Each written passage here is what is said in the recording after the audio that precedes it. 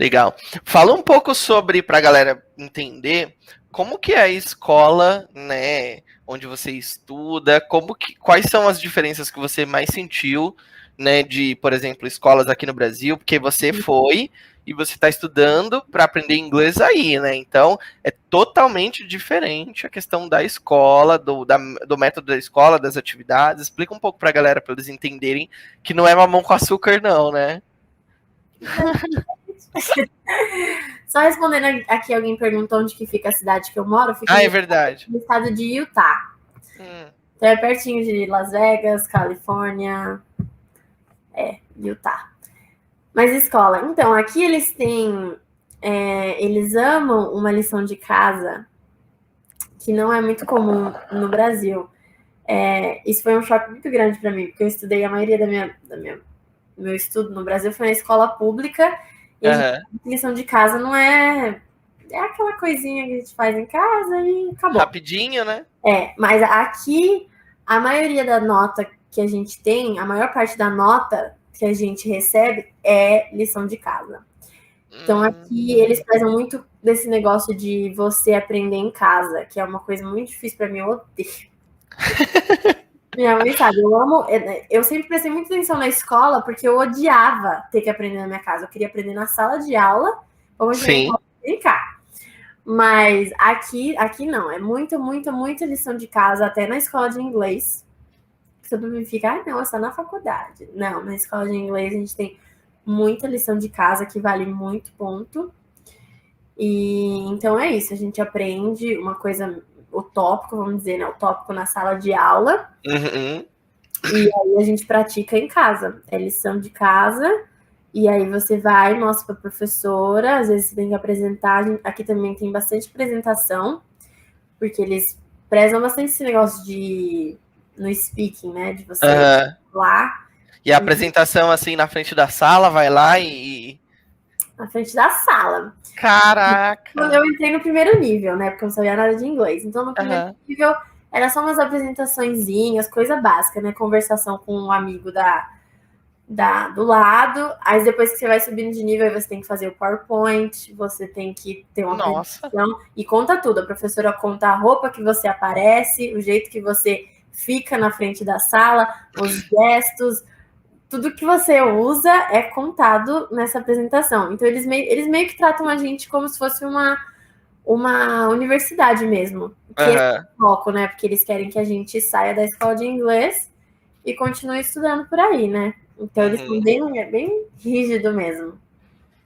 Nossa, olha só que diferente, né? Principalmente essa questão, igual você citou, das atividades que você tem que fazer em casa, é algo que aqui no Brasil não é muito comum mesmo, né?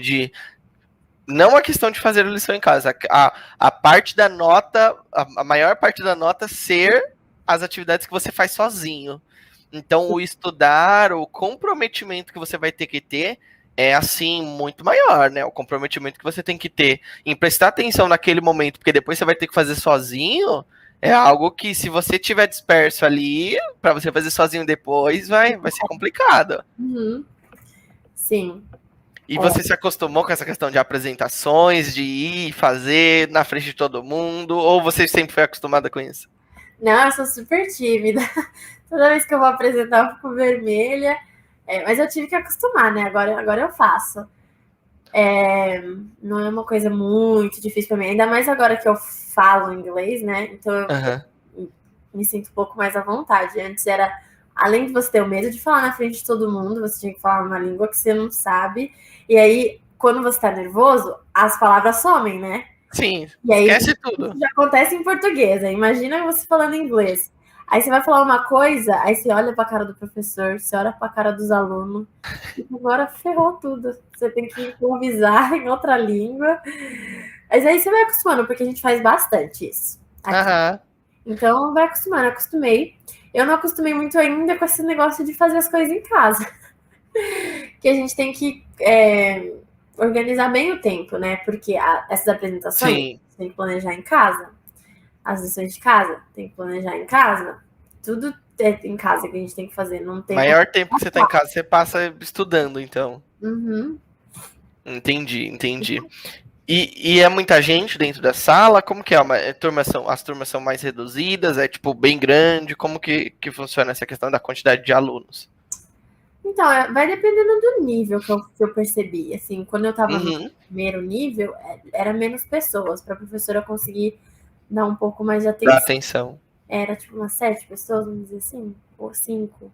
Não é Uhum. muito, mas agora que a gente tem mais conversação, essa questão de apresentação, essas coisas, que a Uhum. gente vê que já sabe o que está acontecendo, tem umas 10, 12, 15 de vez em quando. Ah, então ainda assim não é muito. Não É, é lá uma coisa de 40, 30 pessoas ainda assim. não, Porque tem também, para a professora, querendo ou não, a professora tem que dar atenção, porque a gente sempre vai ter pergunta, Sim. que é uma coisa também de você estar aprendendo inglês aqui nos Estados Unidos, você vai aprender uma coisa na sala de aula, mas você vai ouvir outra na rua.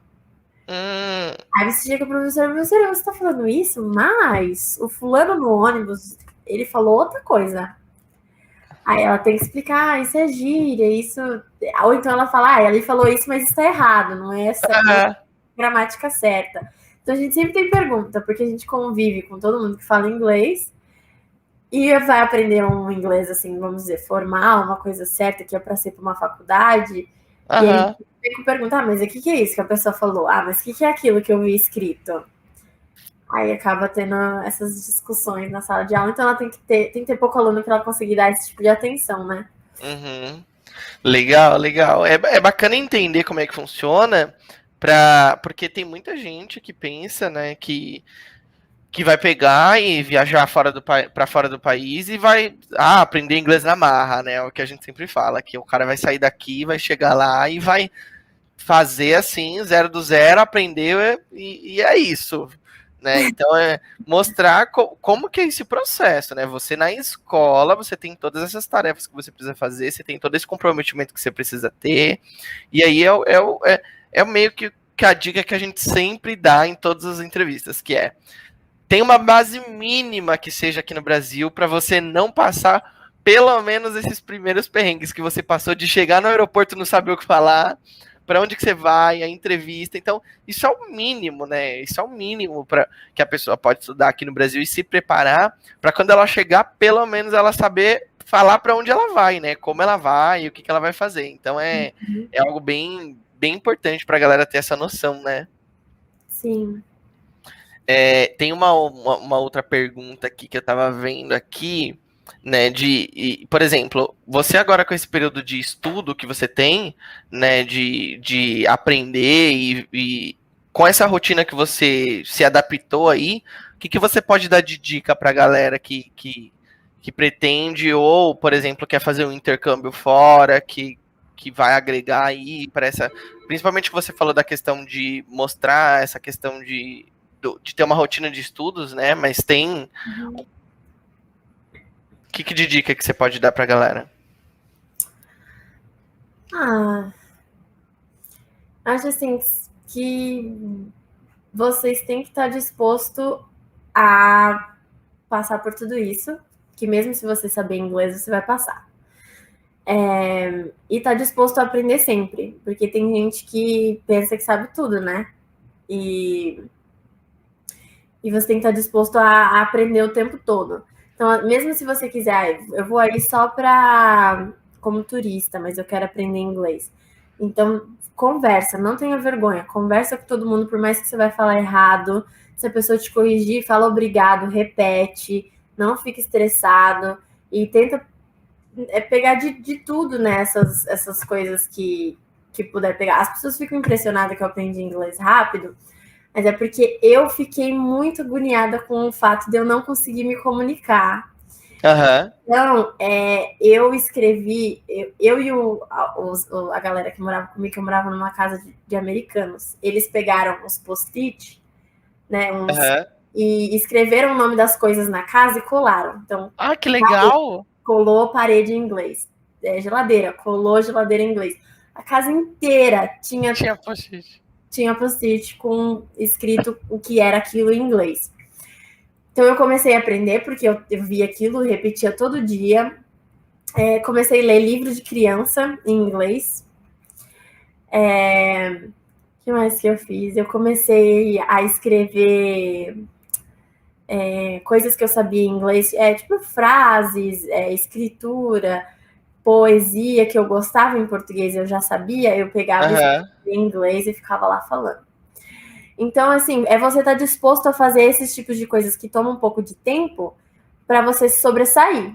Então, Aham. você vai aprender muito mais rápido, porque eu vejo que tem muita gente que vem para cá que demora, e daí só fala com brasileiro, não estuda quando chega em casa, não quer ler nada. Então, assim, você vai aprender? Um dia você vai, mas vai demorar pra caramba. Você vai ter um tempo de aprendizagem muito maior aí, né? Se você não fazer essas coisas em paralelo, que é coisa que a gente até aqui no Brasil recomenda. Por exemplo, assistir filme legendado, colocar o celular tudo em inglês, e é coisa básica, né? Que ajuda. Exato, coisa simples que ajuda e as pessoas, né, não vão, né, sentir muita dificuldade porque são coisas comuns que elas já sabem, né? Por exemplo, colocar o celular em inglês. Você mexe no celular todo dia, você sabe onde que tá lá a configuração de brilho do seu celular. Você não precisa ler. A ideia de colocar em inglês é para você saber como é brilho em inglês, porque você sabe que lá naquele lugar é a configuração do brilho, por exemplo. Então, esse tipo de coisinha, né, que a galera às vezes deixa passar batido, que ajuda bastante, né? Faz muita diferença. Eu achava besta também. Mas eu percebi que começou a mudar muito no meu aprendizado. Eu comecei a aprender muito mais rápido. Então, são coisinhas e coisinhas que é o detalhe que faz a diferença, né? O detalhe de você parar um tempo ali para você tirar de estudo, parar o tempo ali para você ler alguma coisa e praticar, porque o inglês é prática, né? Quanto mais você pratica, melhor você fica. Então, isso é uma questão muito, né, engraçado que a gente às vezes não para pensar e checar isso aí.